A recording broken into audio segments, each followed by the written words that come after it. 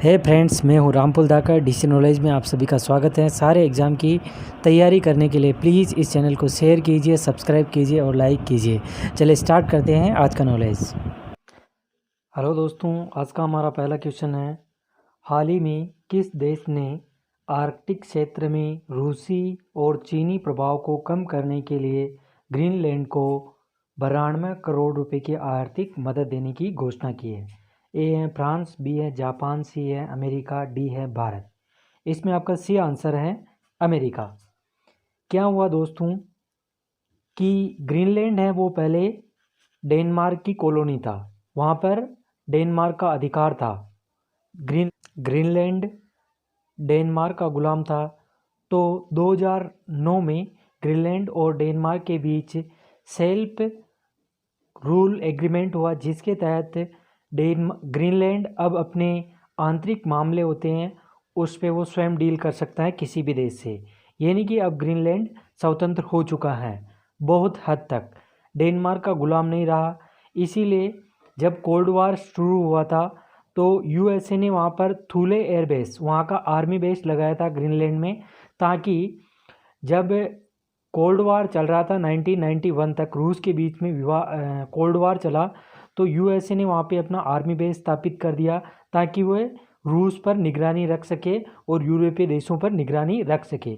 लेकिन हाल ही में क्या हुआ, जब से ग्रीनलैंड और डेनमार्क के बीच में सेल्फ रूल एग्रीमेंट हुआ है 2009 में, उसके बाद से ही वहाँ पर ग्रीनलैंड है वहाँ पर ज़्यादा संसाधन नहीं होते, क्योंकि वहाँ पर बर्फ़ ढकी हुई रहती है। तो फिर चीन ने कहा कि आपके यहाँ तो अर्थव्यवस्था ज़्यादा चलती नहीं, फिशिंग वहाँ का मेन व्यवसाय होता है। तो चीन ने कहा कि हम आपकी आर्थिक मदद करेंगे, हम आपको पैसे देंगे और आपका इंफ्रास्ट्रक्चर का सुधार करेंगे। तो इसी बीच क्या हुआ कि ये बात जब अमेरिका को पता चली, तो अमेरिका को लगा कि अगर चीन यहाँ पे आ जाएगा तो उसका थूले जो एयरबेस था वहाँ पे उसे भी हटाना पड़ेगा। और कुछ दिन पहले ही 1945 में भी अमेरिका ने कहा था कि ये ग्रीनलैंड आइलैंड है, ये आप हमें दे दो, क्योंकि जो ग्रीनलैंड है, ग्रीनलैंड की कुल आबादी 56,000 के समथिंग है, और वहाँ की कैपिटल है ग्रीनलैंड की वो न्यूक है, NUUK, और वहाँ के PM हैं वो किम केल्सेन हैं, और वहाँ पे जो आज भी करेंसी चलती है वो डेनिस क्रोने चलती है, डेनिस क्रोने। तो फिर अमेरिका की जो प्रभाव था उस क्षेत्र में कम हो जाता, तो इसीलिए फिर ग्रीनलैंड को अमेरिका ने कहा कि आप चीन की मदद मत लीजिए, हम आपको 92 करोड़ रुपए की आर्थिक मदद देते हैं, आप अपना इंफ्रास्ट्रक्चर का सुधार कीजिए।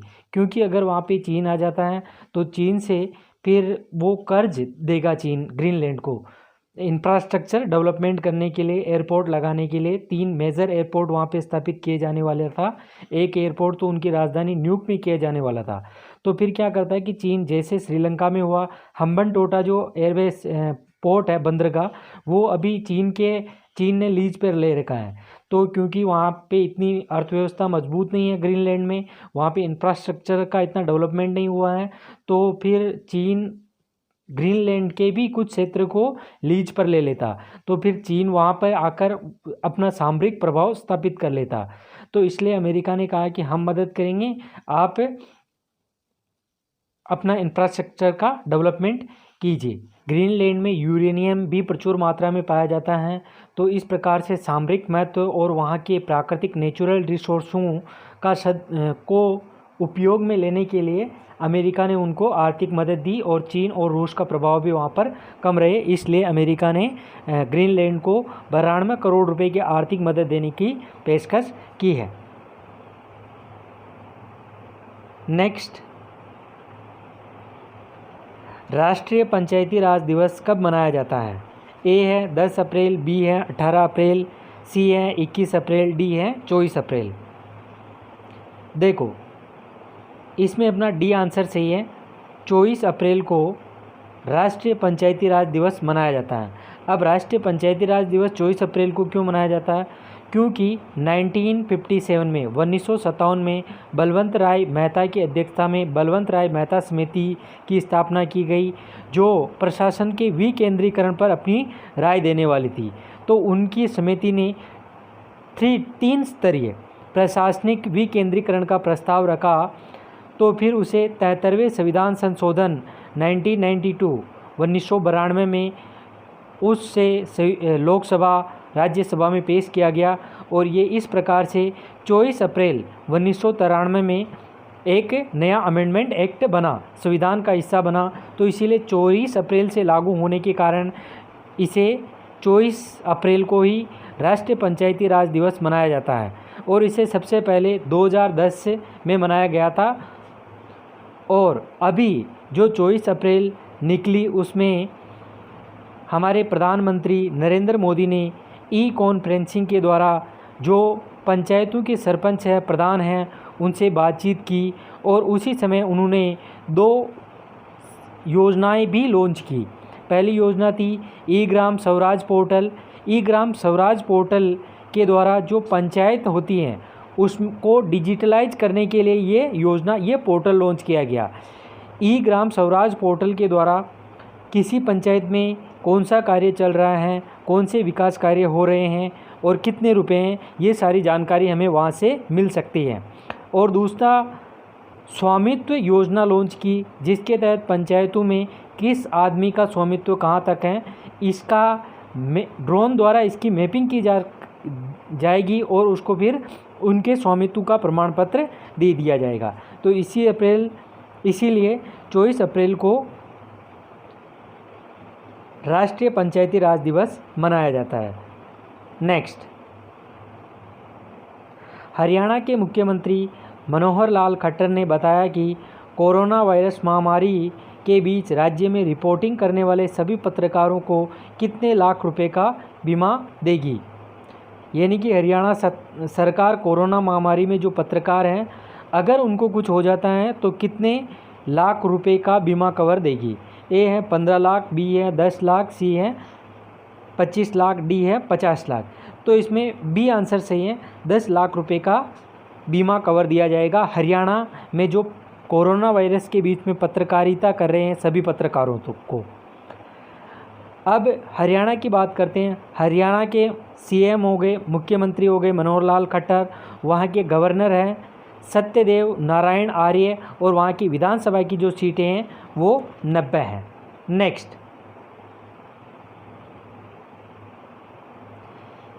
फिंच रेटिंग ने कोरोना वायरस महामारी के चलते लागू किए गए लॉकडाउन का हवाला देते हुए 2020-21 में भारत की आर्थिक वृद्धि दर का अनुमान घटाकर कितने प्रतिशत कर दिया है। ए है 1.5%, बी है 2.5%, सी है 0.8%, डी है 1.8%। 1.8% वृद्धि दर का अनुमान तो किसने लगाया था, पहले ही आया था अपने क्वेश्चन में, स्टैंडर्ड एंड पुअर्स ने लगाया था। अब ये फिंच रेटिंग एजेंसी ने अपने जीडीपी वृद्धि दर रहेगी 2020-21 में, उसका अनुमान लगाया है 0.1%। अब अपन फिंच रेटिंग एजेंसी के बारे में जानते हैं। ये यूएसए की न्यूयॉर्क में स्थापित है इसका हेडक्वार्टर, और इसकी स्थापना 1914 में हुई थी और इसके सीईओ हैं, उनका नाम है पॉल टेलर। नेक्स्ट,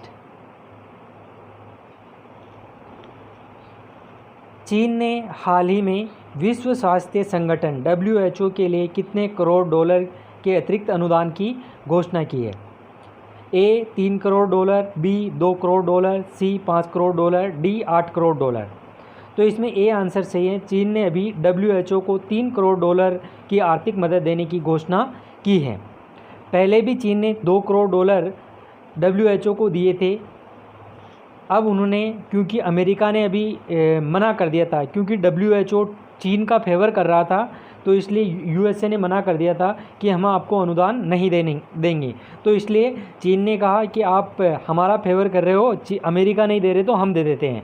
तो पहले 2 करोड़ डॉलर की मदद की थी और अभी 3 करोड़ डॉलर की आर्थिक मदद WHO को चीन ने की है।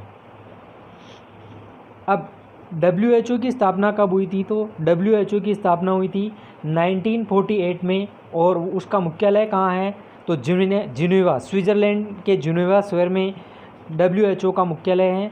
और डायरेक्टर जनरल हैं टेड्रोस एडोनोम, WHO के डायरेक्टर जनरल हैं, और डिप्टी डायरेक्टर जनरल हैं सौमैया स्वामीनाथन, जो भारतीय मूल के हैं। नेक्स्ट,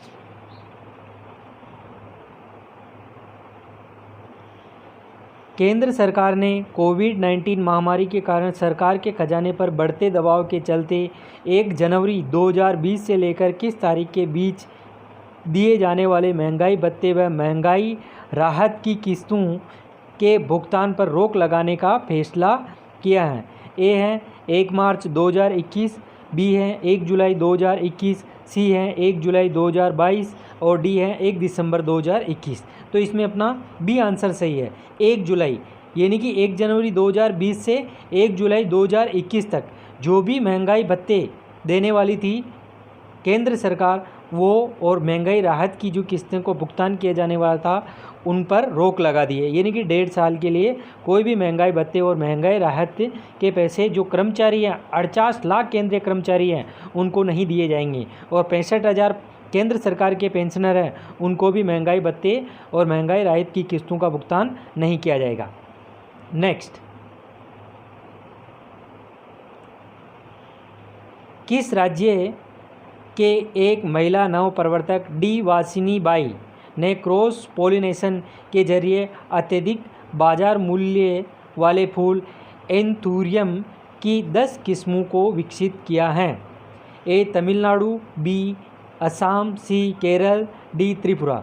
यानी कि जो डी वासिनी बाई हैं वो कहाँ की थी? तो वो केरल की थी, जिन्होंने एंथूरियम फूल होता है जो वायु को भी शुद्ध करता है और घरों में सजावट के लिए लगाया जाता है और बाज़ार में बहुत अधिक महंगा बिकता है, तो उन्होंने इसकी 10 नई किस्मों को विकसित किया है जो केरल की है। नेक्स्ट,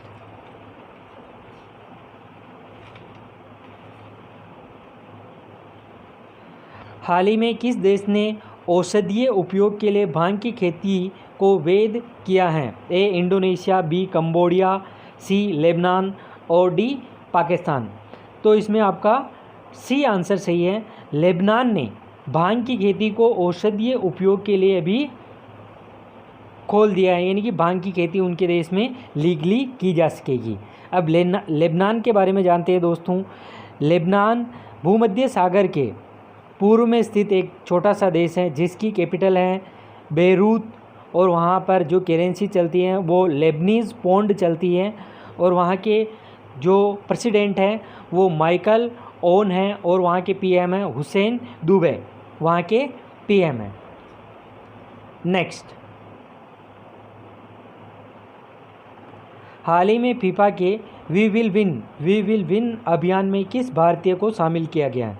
ए सुनील छेत्री, बी बाईचिंग भूटिया, सी दोनों, डी इनमें से कोई नहीं। तो बी आंसर सही है दोस्तों, बाईचिंग भूटिया को फीफा के वी विल विन अभियान में भारत की ओर से शामिल किया गया है।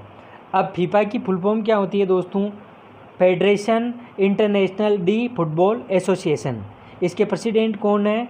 गोविनानी इन्फैंटिनो इसके प्रेसिडेंट हैं, और फीफा की स्थापना हुई थी 1904 में। इसका हेडक्वार्टर है ज्यूरिक, स्विट्ज़रलैंड में। नेक्स्ट, हाल ही में किस राज्य सरकार ने तिरंगा पहल के तहत रैपिड स्क्रीनिंग शुरू की है? ए राजस्थान, बी केरला, सी पंजाब, डी इनमें से कोई नहीं। तो इसमें बी आंसर सही है। केरला गवर्नमेंट ने अभी तिरंगे पहल के तहत रैपिड स्क्रीनिंग की शुरुआत की है। अब केरल के बारे में देखते हैं। तो केरल की राजधानी कहाँ है? तिरुवनंतपुरम, और वहाँ के सीएम कौन है? तो पिनरई विजयन। नेक्स्ट, हाल ही में किस राज्य में क्लासिकल स्वाइन फीवर के कारण एक सप्ताह में 1300 से अधिक सूअरों की मौत हुई है? ए महाराष्ट्र, बी है अरुणाचल प्रदेश, सी है असम, डी है त्रिपुरा। देखो, कोरोना महामारी इंसानों में फैल रही है। अभी जो क्लासिकल स्वाइन फीवर फैला था वो असम में फैला था, जहां एक सप्ताह में 1300 सूअर मर चुके हैं। इसमें अपना सी आंसर सही है। अब असम के बारे में जानते हैं। वहाँ के सीएम कौन है? तो वहाँ के सीएम हैं सर्बानंद सोनोवाल। वहाँ के गवर्नर हैं जगदीश मुखी। अभी जो पशु जनगणना हुई थी 20वीं पशु जनगणना, तो सबसे अधिक सूअरों का पालन भी असम में किया जाता है, जहाँ पे सूअर का जो पोर्क यानी कि मांस होता है, पूरे देश में 65% मांस असम या पूर्वी राज्यों में उत्पादित किया जाता है।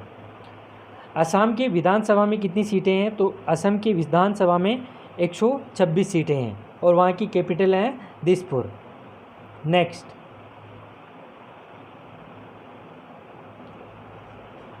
आप्त मित्रा हेल्पलाइन और मोबाइल ऐप किस राज्य ने लॉन्च की है? तो ए है केरल, बी आंध्र प्रदेश, सी कर्नाटक और डी तेलंगाना। तो इसमें सी आंसर सही है, कर्नाटक राज्य ने आप्त मित्रा हेल्पलाइन और मोबाइल ऐप लॉन्च की, जिसमें कोरोना के बारे में कोई भी अगर आदमी जानकारी लेना चाहे कि उसे कोरोना के लक्षण हैं या नहीं हैं, तो वो इस आप्त मित्र हेल्पलाइन या मोबाइल ऐप के ज़रिए ले सकता है। अब कर्नाटक के बारे में जानते हैं।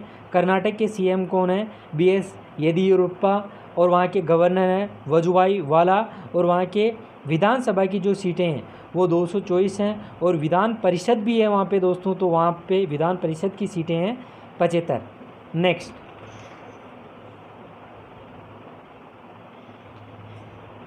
आईओसी हिंद महासागर आयोग ने हाल ही में किस देश को अपना पर्यवेक्षक नियुक्त किया है? ए चीन, बी यूरोपीय यूनियन और सी माल्टा, डी है भारत। आईओसी की फुल फॉर्म क्या होती हैं? तो इसकी फुल फॉर्म होती हैं हिंद महासागरीय आयोग, इंडियन ओशियन कमीशन। इसकी स्थापना हुई थी 1982 में और इसके जो सदस्य देश हैं वो कोमोरोस, मडगास्कर, मॉरिशस, रीयूनियन जो फ्रांस की कॉलोनी है और फ्रांस का द्वीप है, और सेशल्स। इन पांचों देशों ने मिलकर आईओसी इंडियन ओशियन कमीशन की स्थापना की थी और इसका हेडक्वार्टर है एबोने, मॉरिशस में एबोने शहर है वहाँ पे हैं। और इसे अभी हाल ही में भारत को पर्यवेक्षक के रूप में नियुक्त किया है, जो दक्षिणी पश्चिमी हिंद महासागर में स्थित हैं, जो दक्षिणी पश्चिमी सामरिक समृद्धि के लिए और वहाँ के समुद्री सुरक्षा के लिए ये संगठन बनाया गया है। इसके चीन, यूरोपीय यूनियन, माल्टा और इंटरनेशनल ऑर्गेनाइजेशन ऑफ द फ्रांकोफोनी पहले ही इसके पर्यवेक्षक देश हैं या संगठन हैं। भारत अभी नया बना। थैंक यू दोस्तों।